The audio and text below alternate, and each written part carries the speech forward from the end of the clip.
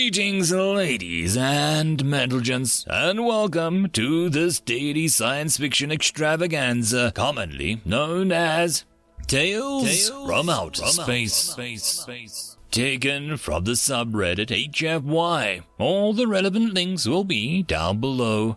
And, as always, I hope that you enjoy. And if you do, please consider supporting the channel. On to the science fiction. Story number 1, Human Forgiveness, written by Addicts146. We thought that it would be yet another uncooperative member of a defunct federation. Most member nations joined when offered the opportunity. Those who didn't were destroyed mercilessly. So when the humans first refused, the Khazar Empire went to war. The war started while Rolo conscripts marched into human colonies, whilst unwilling, our dire pilots destroyed human planetary defenses. We knew it was nearly over for humanity. We had pushed them to 5 systems, and we were certain that we had achieved victory. This wasn't what happened. Humanity sent out unimaginable things with technologies no sane species would ever imagine, let alone develop. Planets were wiped of all life forms, and fleets of Imperial ships were disintegrated at the cost of their own battleships. Suicide strategies were used against vital Imperial bases. We had seen FTL-capable fighters ram into stations at the speed of light. Human soldiers filled to the brim with explosives to run straight into our lines. All of these just to gain a tiny advantage. I had seen many barbaric strategies and insane weapons used in my platoon, and I faced death several times during my service. I often wished for those experiences that had killed me as I was captured during my unlucky ground invasion. I was sent to a prison camp in California and was treated kindly by the guards. In the prison camp, I often dreaded the aftermath when humanity achieved victory. Despite my fears, nothing happened to me after the war. The human commanders talked of an event they called World War II and the nation called Germany. They told of a rebuilding of Japan and how successful the two nations became a century later. They talked about reform and other concepts I had never heard of in my lifetime. I was released without any charges. I have never seen a species so contradictable that they would rebuild the nation of what used to be their enemy in hopes of a peaceful galactic future for all. Some would say that we had made a terrible mistake, but I think not. Sure, we may have made a mistake, but let it be known that it was the best mistake that we had ever made. President of the Soldadas speech of the 100th anniversary of the collapse of the Khazar Empire.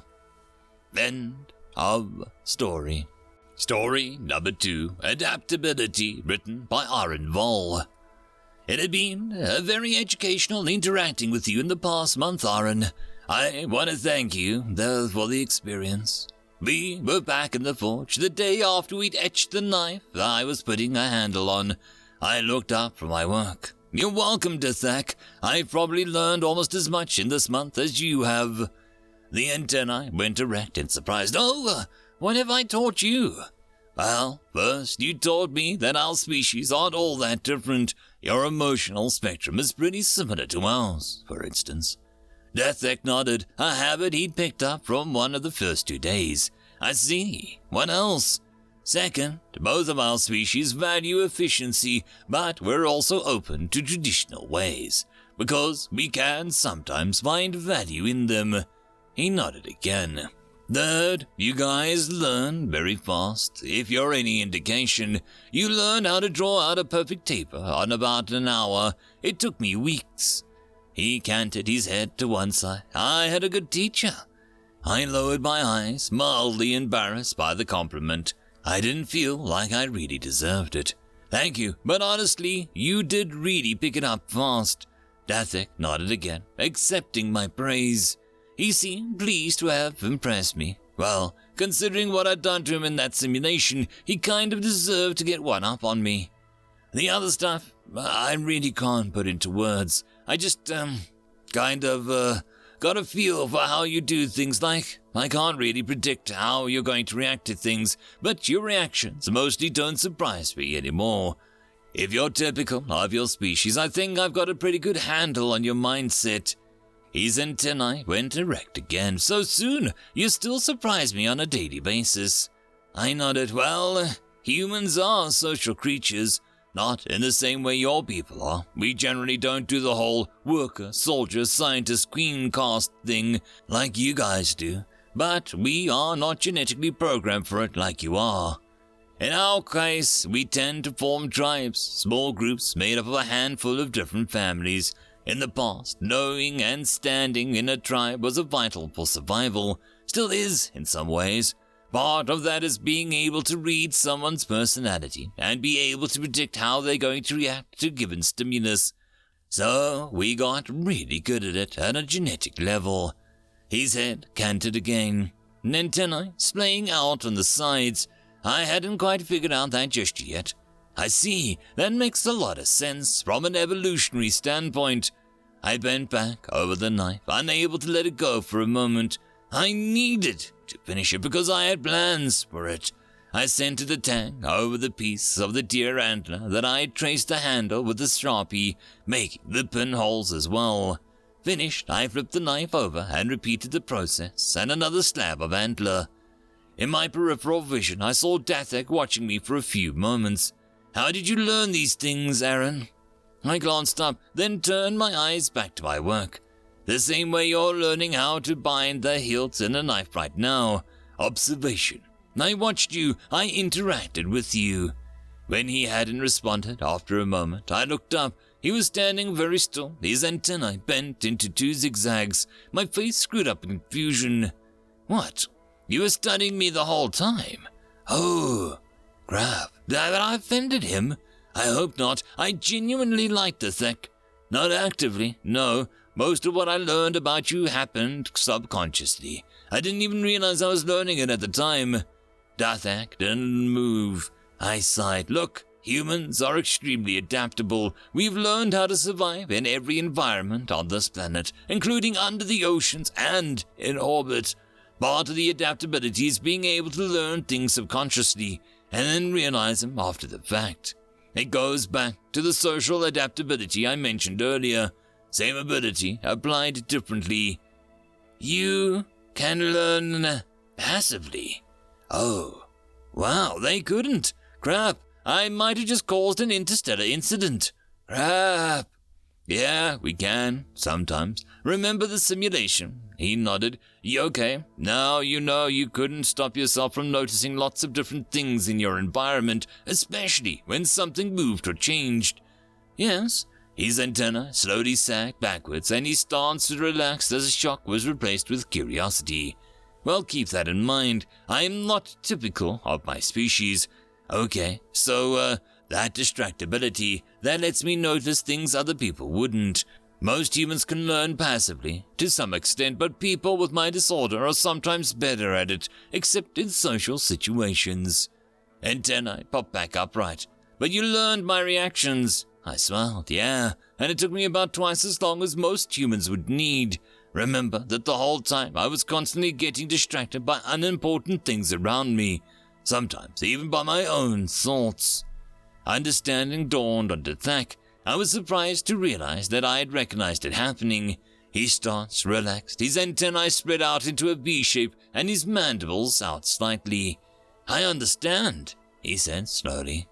Look, Dathak, I didn't mean any offense. Hell, I didn't even know I was doing it. He cut me off. No, Haran, I'm not offended.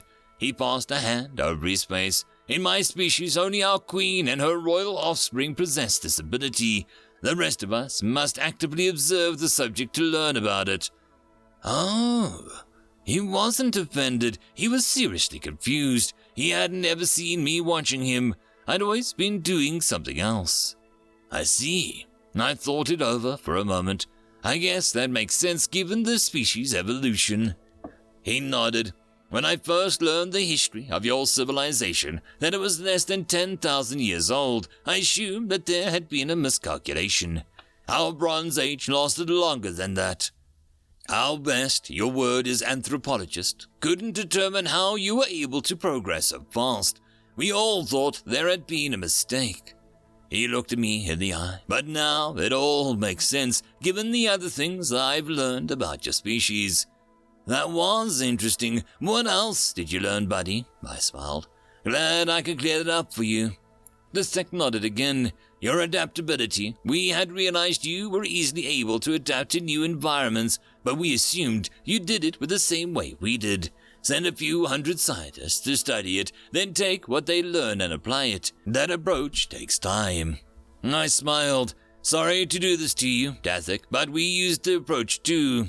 He went rigid and surprised again, but I raised a hand placatingly. "I mean, we use both approaches. In many cases, the first humans to explore new territory aren't scientists, but adventurers. This entire continent was settled that way. But then there's our southern polar continent. The first explorers weren't scientists, but they didn't make much headway. The only people living down there now are dedicated scientists, using the continent as a climatology laboratory. Our first space vehicles were scientific probes, and the first humans in space were essentially the subjects of all scientists on the ground. In fact, right up until you guys got here, the overwhelming majority of our astronauts were military personnel with scientific training." I looked back down at the knife, double-checking both handle scales and to make sure that they were properly marked. I went over to the bandsaw and started cutting them out. I needed to finish this thing. When I finished, the Thak was still standing where I had left him, lost in thought.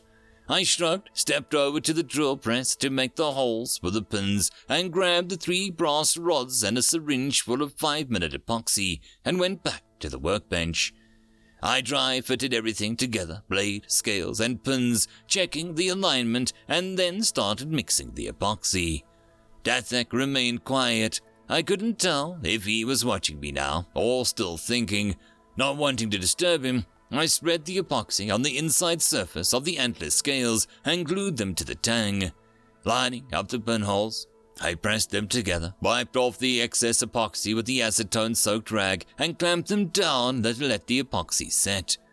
In the meantime, I took a hacksaw to the brass rods and cut them to length that I needed, 1/4 of an inch longer than the thickness of the handle. By this time, the epoxy had set, so I removed the clamp and checked the alignment. Perfect. I fed the pins into the holes, centering them. The holes were tight enough that they wouldn't slip. This finished, and I stepped over to the anvil. Dathek was still standing there, facing where I had been sitting. Lost in thought then. I picked up a brass mallet and set the knife on the anvil and proceeded to pin down the ends of the pins. That finished, I locked the blade into my knife master's vise and filed the ends of the pins smooth. Dathek was thinking still. I smiled. Good. A few quick passes over the belt sander to contour the scales, and the knife was finished. I took the deerskin sheath and I spent the previous evening making from my pocket, slipping the knife into it and turning to my alien companion. "Dathek?" He came out of his trance. "Yes, Aaron. Are you okay?" He seemed to shake himself, another gesture humans and the Catan had in common. "I am. I was just processing everything I've learned in light of today's information." I nodded. "Good." I held out the knife to him. "A gift for you, made from the traditional materials, using traditional techniques." His antenna went vertical again. "A gift?" I nodded, smiling.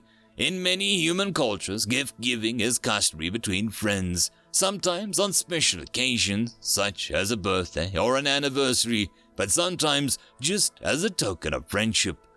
Dathek accepted the blade, seemingly in shock. His antennae bent into zigzags that signified confusion. "You called me a friend." "You barely know me. We are a different species from different worlds, yet you claim me as a friend." I nodded. "I do." His mandibles cracked together, and his antennae fell straight forward. "I am honored." He drew his knife, examining it. "You were making this for me the whole time." I nodded again. "I was." You must truly value my friendship, considering the amount of work it took to make this. I do. He resheathed the blade and tucked it into the space where the two chitinous plates overlapped on his chest. Then, my friend, I have a favor I must ask of you. I smiled. Anything you need, Dithak. His mandibles spread in his species equivalent of a smile. I need a proper belt to carry this beautiful knife on. End of story. And that, my friends, concludes this dose of science fiction fun. I hope that you enjoyed, and if you did, please don't forget to support the author from the link down below. But if you want to support this channel, there are links as well down below for you to help with. But the easiest way would be to share this video, and if you are so inclined, subscribe as well. I will see you all in the next episode, and I hope that you all have a fantastic time until then. Cheers.